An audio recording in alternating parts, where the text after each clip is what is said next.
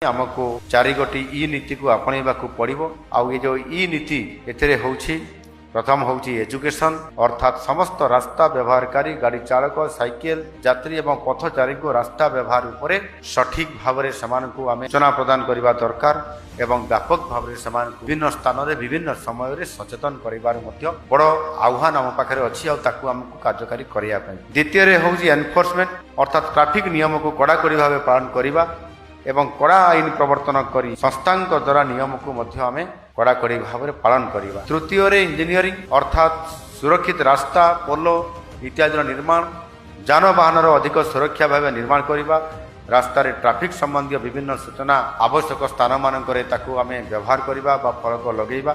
चतुर्थ रे emergency case जरूरीकालीन परिस्थिति रे आहतंकु तुरंत इमरजेंसी चिकित्सा सेवा प्रदान करिबा जहा द्वारा अधिक रु अधिक जीवन रक्षा करा जाई परिबो।